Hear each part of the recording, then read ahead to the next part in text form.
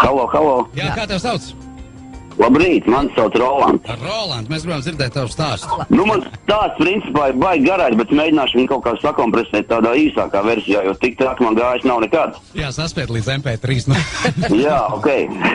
Notika tas pirms pāris gadiem, kad mēs skaistā pavasara dienā 4 čomi izdomājām aizbraukt pacapēt Cēsu pusē uz gruntenēm karpus.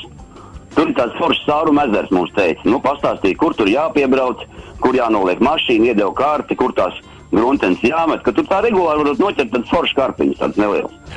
Nu, kāpēc gan neskaisti sestdienas dienu mēs aizbraucām, sametām tās gruntenes, es, Bambāns, Rudzīts un mūsu lielais toks čoms Armāns, jā.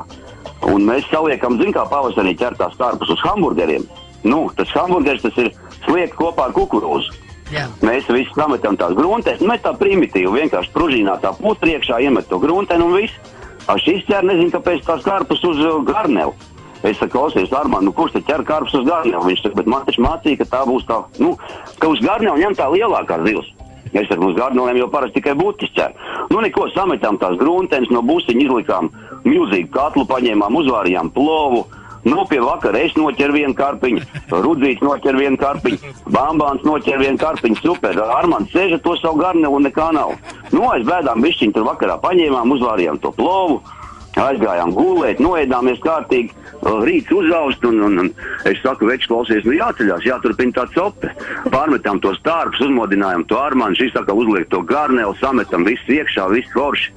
Atkal tur kādam ir kāda copīta, bet tukšā Armands guļ tā, ka klausies ar puškašā nevar pamodināt.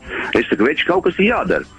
Es saku, es par šito joku dzirdēju, bet nekad nav mēģināts. Skatos, blakām saimniekam stāv koka laiva.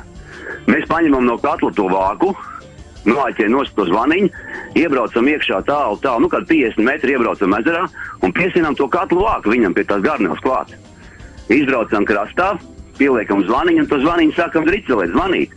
Un speram tam Armandam, saka, vecīt, klausies, tevi cope. Šis tāds miegains pielec augšā, uzreiz baigo piecirtienu taisa, viņš saka, ir galā. Un sāk tīt to makšķeri, saprotu, tas vāks pa ūdeni nāk tā kā, nu kā lai pasaka, nu tā kā tāds, nu viņš nāk un šausmīgi pumpē un tā makšķeri locās. Un viņš bļauj, viņš saka, redzēja, jūs tur savus siseņus ķerat, tas ir cārpījumā garni litā lielā, vai ne? Un viņš minūtes 3 intensīvi, un viņš saka lēnām, viņš saka baigi pretīm sit un kačā. Un viņš velk. Un es jau tuvāk krastam, un tie jau pārējie jau skatās ņird, un es paņem to lielo sačoku, zinu, ūdens augstu, lai būtu ticamības moments, līdz šie, kuriem iebrien iekšā to ķeseli stāvtonī ūdenī.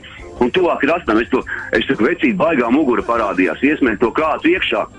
Ceļu laukā rādu viņam, tie pārējie 2 locās pa zemi manējie, ja? Rudzīts un Bambāni, tiem ir biksēs vairāk nekā vēderā. Šis stāv, viņš tās no rīta, zin, tās ceļa acīm bolās, viņam vēl nepielēdz, ka viņš ir iznesis cauri, ja? Nu neko, pēc tam viņš mūs minūtes 5 pa to pļaudu zenāja ar to katla vāku. Tad mēs apsēdāmies, daēdām to plovu, pazirgojāmies. Tad tur, copi vairāk, godīgi sakot, nekā nebija. Mums ir katram pa vienai karpai, šis ir galīgs sausā. Es saku, veči, davai tinamies mājās, ar to viss beidzās. Braucam, sametām visu pārpals mašīnām. Tur zin kā, Jānim ir atzina no Cēsas puses, tur tas plācis, tur strauka, tur, kas vēl pa vidu apdzīvotā vieta ir tur, Nu jā, braucam, nevar saprast, tur kur 50, kur 80, un te no Krūmiem Miliča onkulas laukā. Johaidī, Vīrala diena, kur tad tās skrienām, es saku, topis.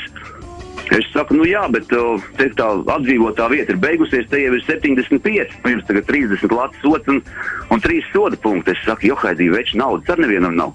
Un tie soda punkti jau balansē uz tās robežas. Mēs ar to Miliča onkulu sākām runāt, tas izrādās lāga vīrs, arī makšķernieks. Sazīmējām, ka tur mans brālēns kopā ar viņu mācījies, kaut kā vārds pa vārdam. Es saku, klausies, naudas mums nav.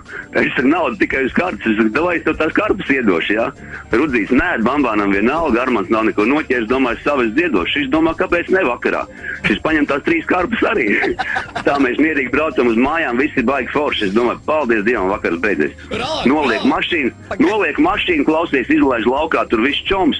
Ieej maksimā, domāju, bēdām paņemšu vienu aliņu, kaut kāds draziņas vakarā, un tu ticēsi vai nē, es eju ar stendu, skatos karpām akcijas, zem 2 dzīvām.